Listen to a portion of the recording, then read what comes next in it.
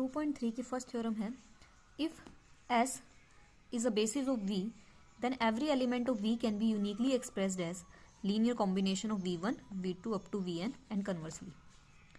कि अगर S आपको एक बेसिस गिवन है किसी vector space V over F, तो आपको ये शो करना है कि इस वेक्टर स्पेस के हर एक एलिमेंट को हम इस बेसिस के एलिमेंट्स के लीनियर कॉम्बिनेशन में भी लिख सकते हैं, और ये लिखने का जो वे है वो क्या होगा, बिल्कुल यूनिक।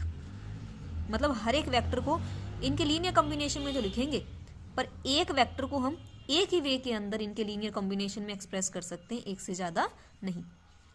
एंड कन्वर्सली का मीन क्या है कि अगर आप V के हर एक एलिमेंट को इन n वेक्टर्स के लीनियर कॉम्बिनेशन में लिख सकते हो, वो भी यूनिकली, तो आपको शो करना होगा कि जो S सेट होगा n वेक्टर्स का, वो V का क्या बनेगा, बेसिस।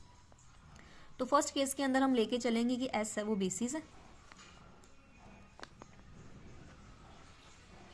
V का, जिसमें कितने वेक्टर्स हैं, n vectors V1, V2, Vn, और प्रूव करेंगे कि every vector of V can be expressed as linear combination of vectors v1, v2, vn.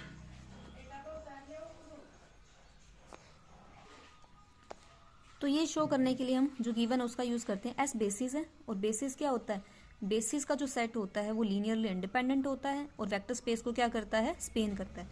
तो हमें पता है कि S अगर बेसिस है तो ये क्या करेगा, स्पेन करेगा V को, और V को स्पेन करने का मतलब क्या है, V के हर एक वेक्टर को हम S के वेक्टर्स के लीनियर कॉम्बिनेशन में लिख सकते हैं। Mean for each V belongs to V can be expressed as linear combination of vectors V1, V2 and Vn। अब बेसिस की डेफिनेशन से हमने ये तो बता दिया कि जो V वेक्टर है उसे हम इस S सेट के वेक्टर्स के लीनियर कॉम्बिनेशन में लिख सकते हैं, स्पेनिंग की डेफिनेशन लगा के। पर इसमें यह भी शो करना है कि V के हर एक वेक्टर को हम इन n वेक्टर्स के लीनियर कॉम्बिनेशन में तो लिख सकते हैं, पर लिखने का जो वे है ना वो यूनिक होगा। तो यूनिक शो करने के लिए मैं क्या करती हूँ, एज्यूम कर लेती हूँ कि V को मैं एक अलग वे में भी लिख सकती हूँ, मतलब इसको लिखने का कोई और वे भी है। V को मैं V1, V2, Vn के लीनियर कॉम्बिनेशन में कुछ इस टाइप से भी लिख सकती हूँ, B1, V1 plus B2, V2 up to Bn, Vn। मतलब कुछ और स्केलर्स लूँ, उनको मैं इन n वेक्टर्स से मल्टीप्लाई करके ऐड करूँ तो भी मुझे आंसर किसका मिलेगा, V का। ये मैं लेके चलती हूँ। यहाँ ऊपर जो AIs थे वो फील्ड के एलिमेंट थे और VI वो S सेट के, और यहाँ BIs हैं वो भी फील्ड के एलिमेंट्स हैं और VIs किसके हैं, S सेट के। तो यूनिक वे शो करने के लिए मुझे इन दोनों को क्या लेके आना पड़ेगा, इक्वल, AIs को BIs के इक्वल। अब ये भी V की वैल्यू है, A1 V1 up to AN VN, और दूसरी जो मैंने लिखा है वो भी V की वैल्यू है। तो दोनों वैल्यूज आपस में क्या आएगी, equal, A1 V1 plus A2 V2 up to AN VN is equal to B1 V1 plus B2 V2 up to BN VN। तो इन B वाले लीनियर कॉम्बिनेशन को हम क्या कर देते हैं, लेफ्ट साइड शिफ्ट करवाएंगे और V1 कॉमन लेंगे तो क्या बचेगा, A1 minus B1 V1, V2 common लेंगे तो A2 माइनस B2 इंटू में V2 up to Vn common लेंगे तो AN माइनस BN इंटू में Vn इक्वल टू 0। तो ये क्या हो गया, linear combination of vector V1, V2, Vn, linear combination of vectors V1, V2, Vn, इनका जो लीनियर कॉम्बिनेशन है वो क्या आ गया, 0। और ये जो n वेक्टर्स हैं वो किसके एलिमेंट्स हैं, बेसिस के एलिमेंट्स हैं, और बेसिस का जो सेट है वो लीनियरली इंडिपेंडेंट होएगा। तो इसका मतलब ये n वेक्टर्स हैं वो क्या, लीनियरली इंडिपेंडेंट है, और लीनियरली इंडिपेंडेंट वेक्टर्स के सेट का लीनियर कॉम्बिनेशन अगर 0 के बराबर आ जाता है तो सारे के सारे स्केलर्स क्या होते हैं, 0। तो यहाँ जो ये स्केलर्स यूज हो रहे हैं लीनियर इंडिपेंडेंट की डेफिनेशन से, सभी के सभी क्या आएंगे, 0।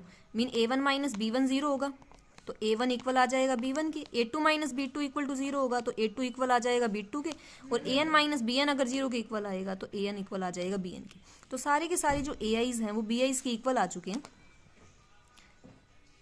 इसका मतलब ये जो दो वे हमने लिए थे V को लिखने के, एक्सप्रेस करने के, दोनों क्या है, इक्वल। अगर दोनों इक्वल आते हैं मीन v को एक्सप्रेस करने का हम इसके अलावा कोई भी तरीका लेते हैं वो वापस इसी के इक्वल आएगा।